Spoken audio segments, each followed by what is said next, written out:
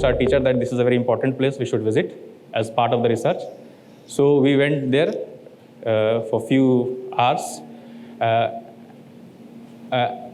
You can call it my fascination for ruins or submergence or devastation, but somehow I was attracted to that place where the temple was submerged. And coming back to this parikrama, now this parikrama, you can say Naramada Parikrama is a very established, well-established and well-studied parikrama, and its history and antiquity has been rightly in the previous lecture pointed out by the Professor Hemant Dave sir. But this parikrama is totally new in the sense that it is a kind of addition, a sub-addition of a sub-tradition, which is happening from the last, you can say, 15-20 years. So it's also interesting to see how a sub-tradition is added to an existing tradition. And that's why I became interested in studying this smaller parikrama, and the route of this parikrama is not more than 20 kilometers. So I did this field work from 28th March to 1st April morning. And incidentally, when you go to any trending event, the first, nowadays, the first thing we encounter are YouTubers. So YouTubing is a very serious business nowadays. When you go to a trending event, you'll find that more than the parikramas, people are interested in parikrama, more than people who are interested in doing research, it is the YouTubers who are fulfilling the space. So it is good it is also good and it is also bad in that sense. Before going to a place, you become aware about the basic geography of the place by watching their videos. But it's also posing problems because people think that you are also a YouTuber. So they never engage or they hesitate in engaging with you. And this also happened with me. When I went there, I went to Tilakwala, because if you start from Vadodara, you reach Tilakwala because it's on the highway from where this parikrama starts, or another place, Rampura, but I went to Tilakwala. So when I went, I also found a couple of YouTubers were there. So I had to take photographs, and I didn't have the quality phone. So we kind of adjusted with each other's company. He provided me the photographs. And so most of the photographs you'll see are provided by my YouTuber friend, Ashwini Thakur. And I provided him the access because when I said that from where I have come and what is the purpose, the people were more receptive and they were giving the entry. So we both complimented, and so the photographs are basically, so the credit goes to Ashwin for giving the photographs. Now this is the parikrama route map. It starts, most of the people come here because it is near the highway, and it starts from Tilakwala. There is a history behind this place, a very large, deep history. Yes, sir? So this side. Tilakwala Vasudev Kutir. Okay. And why this place is famous? There are several reasons. I will come to that later on. And it follows this trail. A lot of temples are there on this parikrama mark, which are also very sacred, and they have very, you can say, rich history. We cannot verify because the architecture is of brick and cement, but the history is a very, and I never questioned what they're saying. I just assumed that what they're saying is true. And then we go, from Tilakwala, we go to Vasan village, and then to Rengan. From there, we change the ghat. And from there, we reach Rampura Ghat, and then Mangrol, and then this place, Mangrol, we complete the parikrama by crossing the river to the same place from where we have started. So this parikrama can be started from any point, but the people choose this place and the other side because of convenience and because of the facilities that are available there, mostly lodging and food. So a brief history of this Uttarvahini Parikrama. As we know that this Parikrama, a river flowing to the north has a special significance in our tradition. So Ganga flows northwards in Varanasi.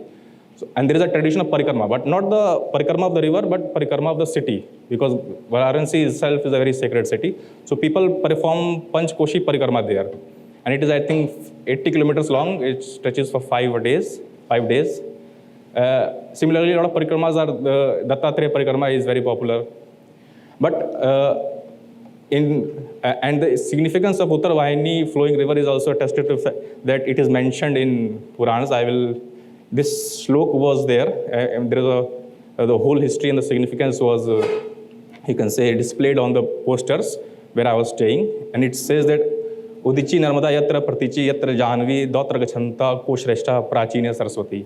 अर्थात जहाँ नर्मदा उत्तर वाहिनी, गंगा पश्चिम वाहिनी और सरस्वती पूर्व वाहिनी होती है, तो वह क्षेत्र धर्मपरायण होता है. यत्रास्ते भगवान विष्णु रेवा च उत्तर वाहिनी तत्र स्नानार्थ महाराज वैष्णवे लोकमा पुरियात.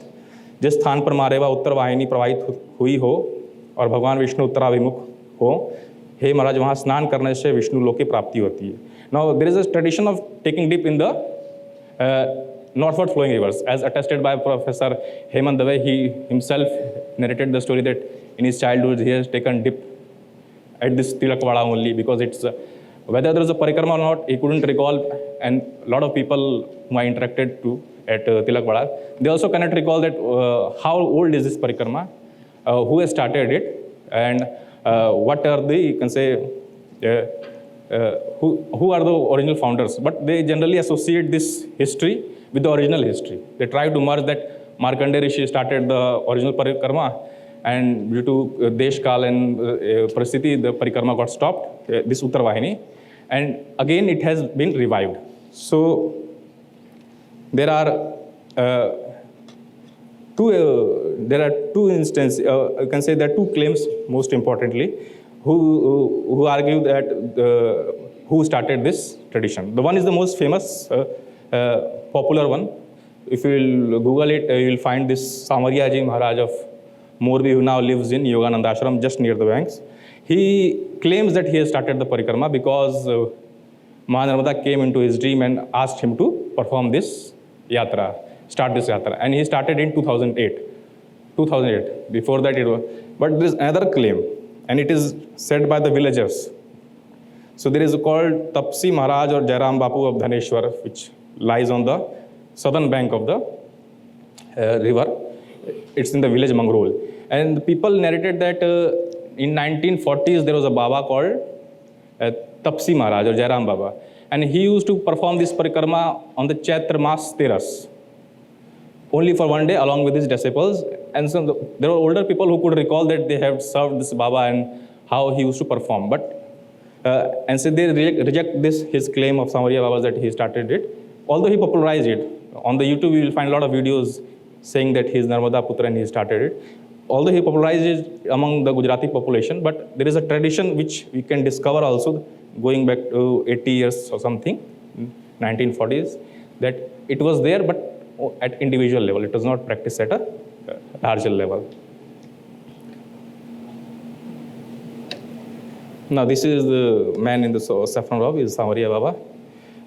And the photograph, of course, credit goes to this guy standing behind. He had all these investments made. He had a drone.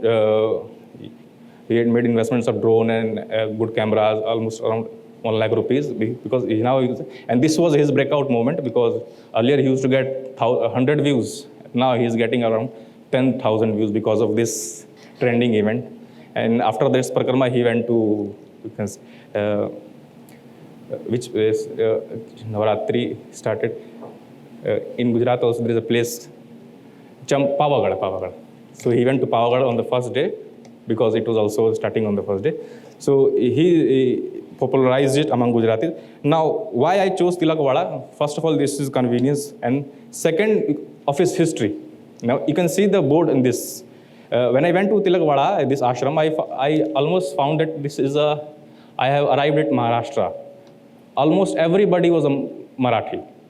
They were speaking Marathi. So you can say, why in this place, in this hamlet, so far from Maharashtra, the dominant people here living in this ashram and coming to this parikrama are Marathi. So then history, it is written on the board that this Murti, there is a mandir, Hanuman mandir in this ashram. It is called Maruti Dham, and the adjacent ashram is called Vasudev Kutir. So this Murti was established by Samat Sri Ramdas Swami, Chhatrapati Shivaji Maharaj. He established 11 Marutis in and around Satara region. And this is not the Rudra Maruti, but Hanumanji in the Gyan Mudra. So it is separate from that 11. He established it there. And similarly, another, and this region is very popular among Dutt Sampradaya, people who follow Dattatreya Bhagavan. They generally come because the founder of this ashram, or not founder, on whose name this ashram is, he was Vasudevananda Saraswati Teme Maharaj, and he was a follower of follower of Datta Bhagavan, and he stayed there. So the story is that he conducted, whenever sadhus are on the move, they generally stop during 4 months. It is called Chaturmas. Chaturmas in Asavan, Bhado, Ashwin, Kartik, these 4 months, where they generally stop at a place and they meditate. So he did his 8th Chaturmas at this place. Total 23 he did all over India, 4 along the bank of Narmada. And his Samadhi is at Garudeshwar, which is 20 kilometers away from this place. And this place is very famous in the sense, and the most of the people who follow that Sampradaya, they used to come to Garudeshwar. They were not aware of that there is another place where he had stayed, because the ashram is very modest and you cannot make out the history just by looking at the place. And there is also is the tradition of individual doing parikramas. So the Marathi people or the followers of that Sampradaya used to come at, first they used to go to Girnar and then Garudeshwar. There are 3-4 places. So what the Mahant of this ashram did was that he said that you come to that place and you come to this place, but you are not coming to this place because you are not aware. You should also come to this place, and because it is also part of that same tradition where your guru has, or our guru has gone, and there are footprints of his presence there. So he started organizing, or on social media, after the advent of social media, this organization became more easy and it could spread to a large number of people. So he collaborated and he informed about this importance of this place, that some people used to come, and they then gathered and formed you can say, Sansthan, which now conducts this yatra, conducts this Uttarvahini Parikrama or organizes this Uttarvahini Parikrama at Tilakwala. And he said that they are organizing it from now, 2016. So you can say that the antiquity or the popularization of this Parikrama is around 10 to 20 years.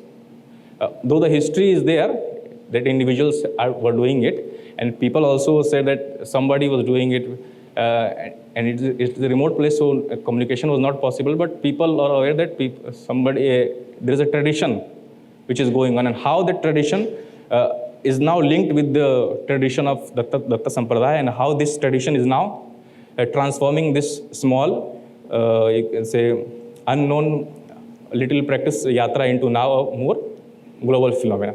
Now, Uttarvahini, there is also significance that Narmada flows Uttarvahini in 3 places. One is this Tilakwara to Rampura, or you can say Rampura to Tilakwara, because from Rampura it takes a turn to northwards and then it comes Tilakwara. There is another place called Mandla, where Narmada flows Uttarvahini, and it is a very large stretch, and it's amid jungles. But Parikrama, it was done or conducted only at this place. Only from last year onwards, seeing the success of this Parikrama, even Mandla, the government has taken initiative. Government and local organizations have taken initiative to conduct the Parikrama. So now Mandla is also, but it's a very difficult track because of the geography and also the length, 40 kilometers compared to this. The people say that this Parikrama is 21, but you'll find that it's not more than 17, 18 if you travel those who have experience of walking, they can say that it can be completed in 2-3 years, not more than that. So we see the amalgamation of two traditions. One is the sanctity of Narmada and a presence of a small, and how that small practice is now integrated to an existing tradition of Datta Sampradaya. And the people who now come to Garueshwar, they make sure that they also come here. And all the facilities are provided by this people from, and later also, initially it was Datta Sampradaya, but now you can see that people from all parts of Maharashtra are coming. Namdev, Sant Gyaneshwar, people who follow Sant Gyaneshwar, people from Konkan. I could find a lot of people who are wearing the caps and jhola of Sant Gyaneshwar, and they were doing this parikrama. So you see how this small tradition is now becoming more and more, you can say, popular. And looking at the people success, or looking, people from Gujarat became curious that why Maharashtrians are coming to this place. What is there? So they also, out of curiosity, they started coming to this place. And now from the, you can say, crowd, you can say that now this parikrama is from 3 or 4 years, because everybody was, they are coming for the first time or the second time or the third time. They never heard about this parikrama. But because of the social media and popularity and now government initiative, this parikrama is now establishing itself as a sub-tradition within the existing tradition. Now the rituals followed at this parikrama also replicate the original rituals which are performed during the larger parikrama. So there is Sankalp Puja, where the parikrama-vasis have to conduct a Sankalp in the night that they will complete this parikrama. Some Sankalp, you know, how either for giving up some habit or doing something in the future, or just for the sake that we are doing this Sarkam Puja. And after that, this scene is of Kanya Pujan, where when you complete the parikrama, you feed the virgin girls in the village.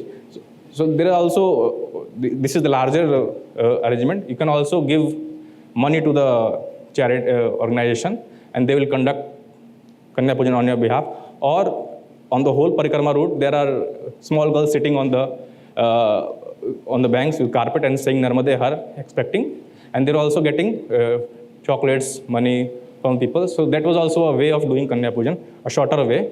Since this parikrama is a shorter version, those who cannot do the larger parikrama and the rigors of the larger parikrama, they undertake. And this, and the mythology, and now it is also, people are saying that those who cannot, those who will perform this parikrama for 3 times will get the same benefit. So that to bring, to make it more accessible and more people prefer it, to make it, to popularize it, this parikrama. Now, you can, this is, you see how new traditions or how new elements are added to it. This is the Sandhya Aarti, where Narmada Aarti is performed on the, because the location of this dham is very new. It situates on a very high plateau from where Narmada is clearly visible. All other ashrams, they do not have this sort of arrangement. They're either inside, slightly inside, covered by bushes, but this is exactly on the edges of the cliff. This is Sandhya Aarti, where they generally sing Shankaracharya's Narmadashtakam and some Marathi Aartis. Now this is the Guru Leela Ghar. Now the interesting thing about this place, this is not a temple. This is the house of a householder, where Vasudeva Swami's, all the things which he used during this Chaturmas are kept. And the story goes that this man was childless and very old. His wife was all very old, post-menopausal phase. And how they begged, asked Swamiji for kripa, and then he did his, there is a whole pamphlet, because people must be pestering him for every time for the story. So he gave me this PDF integrating all the history of his family, because generally people get irritated when the same question is asked again and again. So this printout is there. Whoever goes there, it is handed over to them. And so I asked him, what is the history of this parikrama? So he said that nowadays, 10, 15 years, the people are coming. Not more than that. People from Gujarat, people from Maharashtra are coming. And they also not knew that about the history of Dhaneshwar, about the Tapsi Maharaj who was doing parikrama, because his time was very old. And these things, generally, people do, one or two people do, and then they die, and then the parikrama, the tradition gets lost, then again somebody revives it. So there is a whole process of rejuvenation and dying out in the phase. Now, last year, what happened was that a scuffle broke out between the boatman and the Parikramavasi. Before that, government was not involved in this. Individual initiatives were there. But last year, because of the scuffle and an increasing crowd, there's every possibility that mishap could happen, and therefore government is now have entered the scene with lightening all the ghats, all the parikrama routes, providing water, and also counting every Parikramavasi. Just like in Kumbh, we got the data every day. Here also, machines have been installed at important junctions so that people who cross are factored in. But this initiative, some people did not like.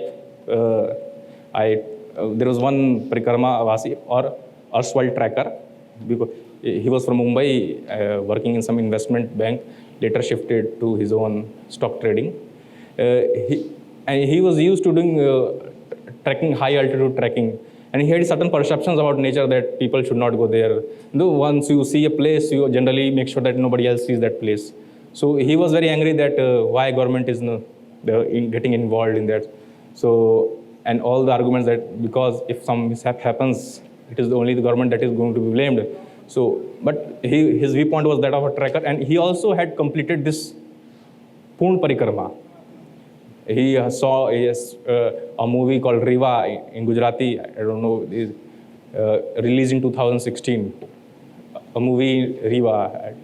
So, and he got inspired by that. So he and his friends, though they were living in Mumbai, they started this full parikrama, and he completed it in 108 days, 3 months something. And because of the parikrama, he now considered himself to authority on all the subjects which are related to the parikrama and development should be done. Because he was also angry, he was coming from Mandla. After completing this Mandla parikrama, he was coming to this place. And he was angry that now Mandla is also being recognized. He wanted to do betterment, economic upliftment, but he could not make, you can say, a coherent arguments of his own thought that he was against something and in favor of something. Now, this guy, I met him during the parikrama route. My initial fascination from this guy stemmed that I thought he's some software professional from Bangalore. The way he was, because once you do tracking, you are aware of the whole mannerisms of a tracker. So his whole mannerism was of a tracker, and I thought that he's not more than 45, 50, with gray hairs, which is generally you find in top senior IT executives. So, but when I talked to him, I found he's a Bhil from Rajkot. And he is doing this parikrama from the last 2 years.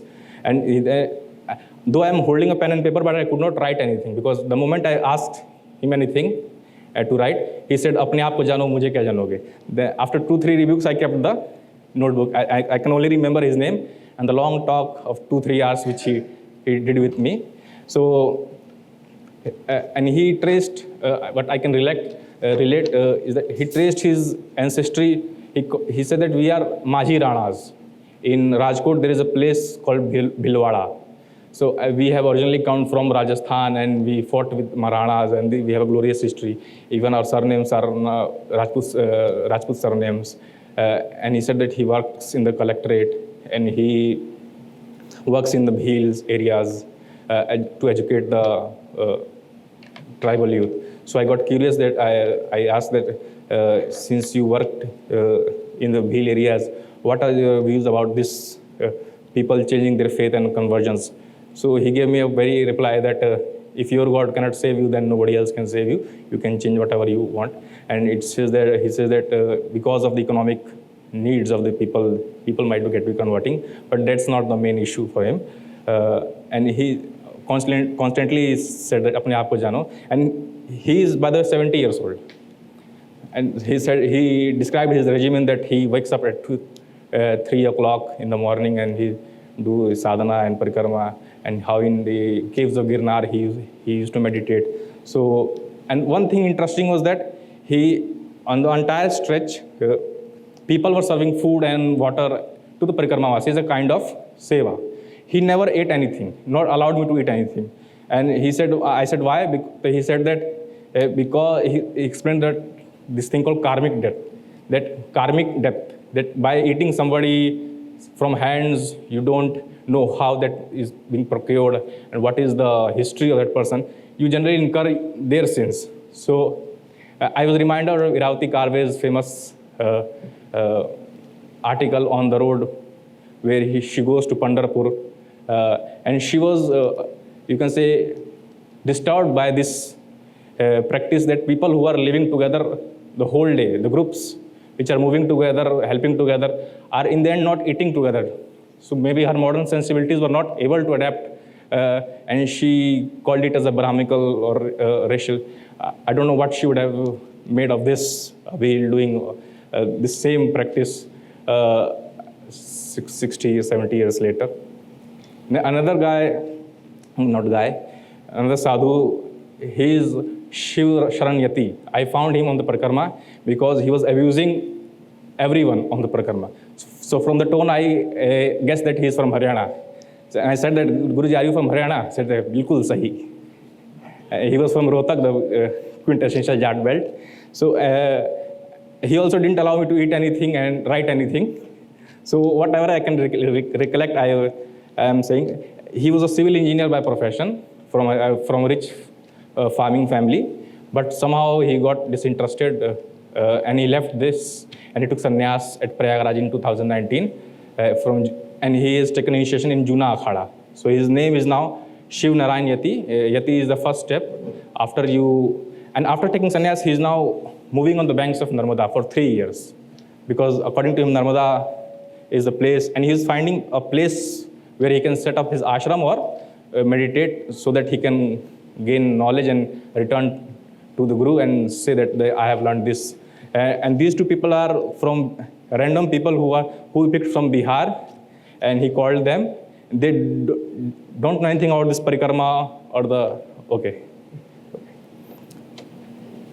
This is from, he's from Nasik. The first thing I asked about his height, he is 6 feet 4, 5 inches. He is Rathwa, Govind Rathwa, who works at Vasudev Kutir. Since I have worked in Rathwa, I asked him about this Rathwa and Bhagat and Nungra, and he said that about the Rathwa Pithola paintings, and he said that we still practice it, but we don't offer sacrifice now.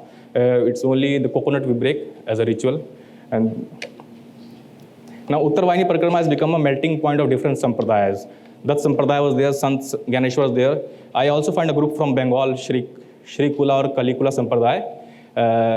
He said that, the guy I talked to, he said that our Guru has said that you should do Narmada Parikrama because Narmada is the Shushumna in the yogic terms. It flows, it's the center, and therefore you should perform it. And the Ramanandis were there, Udasins were there. Similarly, all the temples that lie in the Uttarvahini Naramada Marg derive their associations and inspirations from popular legends, from Mahabharata and Nabhayana. Although the architecture of these temples pales in front of the myths, but there is no other way. If you're saying that, we have to accept it. Now I come to this, my final anthropology of pilgrimage. The most famous example which I just recalled was Iravati Karve's, where she herself undertook the pilgrimage to Pandharpur. And in the conclusion, she read that now I know who is a Maharashtrian. Anybody who goes to Pandharpur is a Maharashtrian. So for her, Parikrama is a exercise in, you can say, community building or a kind of a larger identity. Similarly, there is another unpublished work of Radhika Sekars on Sabrimala pilgrimage. She also uses Victor Turner's ideas of communitas, liminality, that how Parikrama or the ritual creates a group which is which is divorced from the social structure, and they go through a different process and they develop their own unity. So, and it's an exercise in community building. But the recent studies, now there is a scholar called Elizabeth Clavier.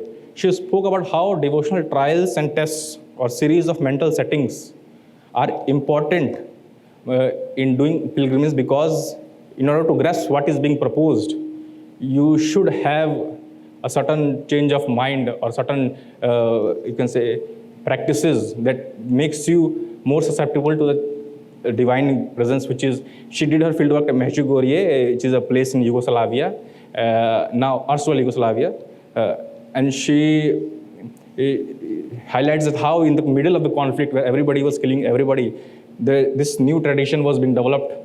But the most important aspect was not the political, but the trials and tests, the devotional aspect, the how transforming yourself through rituals and the purities is important to understand what is being grasped, what is being told by the. Similarly, all these mythologies, stories, and practices related to the place in parikrama assist, because once something is associated with a great beginning, our generally mind becomes, you can say, receptive to what is being said. And similarly, the metaphor of the river as the merging point of all small rivulets, which by merging itself in the vastness of the river, achieve their own vastness and universalisms. So in order to, we should, I mean, what I felt while doing this, that history or historicity is important, but it should be studied keeping in mind that how smaller groups, smaller ideas, smaller communities, smaller mythologies are trying to maintain their existence by merging themselves into a larger stream, by contributing to the larger stream. So these are all initial observations, and above all, nowadays there is a trend in anthropology that we are in a post-human age where we have to decenter the humans. It's a good concern, but we should not forget that all major civilizations ultimately had to deal with this question of recentering the individual within its own being. So decentering should always follow, it should not be a Brownian moment, it should always follow with the task of recentering, which is a more essential task. And in that sense, the Mahatmya of the Parikrama, which I found there, is all about centering yourself, keeping, circumambulating the place, keeping the center, the river as a center, and how it helps in the achieving. So these are my, now last, the pilgrim is a mode of existence. I found this mother-son duo. They have completed this 3 years, 3 months and 13 days parikrama in 2016, started and completed 2020, and again doing parikrama. So, and I asked him what is the duration he is expecting. So he said that now we are continuously on the move. We don't know when we will reach. So for them, similarly, I found a lot of people who have done this parikrama 2, 3 years, 4 years. People who done pilgrimage to Pandharpur for 15 years and now coming to this place. So we should also, as time has come, that we should acknowledge that pilgrimage is also a mode of existence. It's not something that people run off. It's also, sometimes people live on the move, people travel, and that's what history says, and pilgrimage is also part of that mode of existence. Acknowledgement, Professor Alok Anand and Professor Pramod Mahatara for giving me this opportunity to speak at this conference, C. Narmada for funding this fieldwork, and Vasudev Ashram for answering my queries despite having heavy deal with a very large crowd and managing things. Thank you.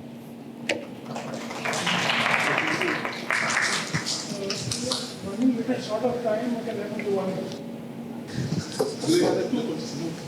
Do you have a plan to go for the complete parikrama? Yes, because a lot of people have written about, I mean, there is a Bengali saint who has written 8 volumes, but it's deal with only Tantra and the Sampradaya. If you are planning for that, Yes. you will have to have a good checklist. Okay. You know, you will have to follow the track. The checklist has to be there so that you can document about the communities, about the monuments, about the traditions, everything. Okay. That's what we say. You will prepare. Okay. Yes, I Okay, will. one comment. You have to be clear about terms.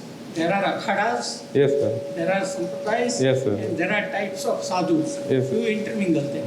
Well, in speaking, I Everything generally. is not sampradaya. Yeah. Yes, sir.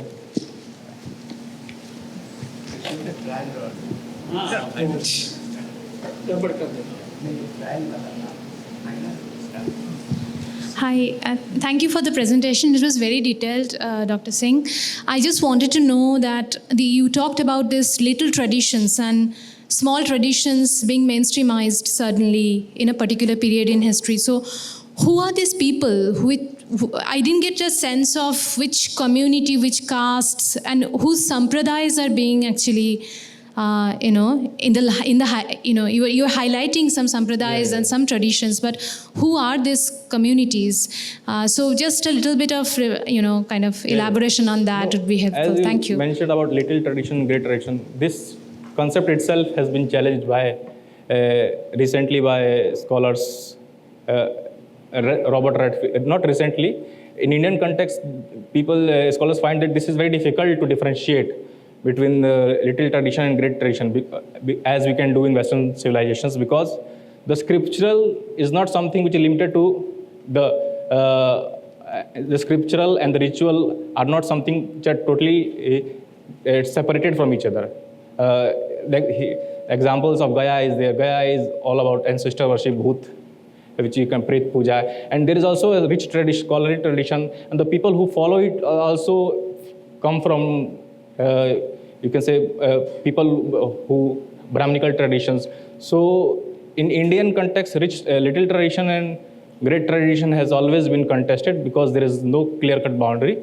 And in the previous lecture also about Vasant Nirgunes talked about how in the folk traditions also Narmada has an important place. So for example, in Tilakbada there is it's a sangam of two rivers, Med Nadi and Narmada Nadi. But people say there are four rivers are there. One is Bana Ganga, another is Gupta Saraswati. So scholar Dinayak says that there is Kashi in every Tirth and there is every Tirth represented in Kashi. Similarly, the idea of Ganga being... Prashant, we are running short of time. You can discuss lengthy later. You put it answer in short. Okay, sir. Thank you. Good lecture.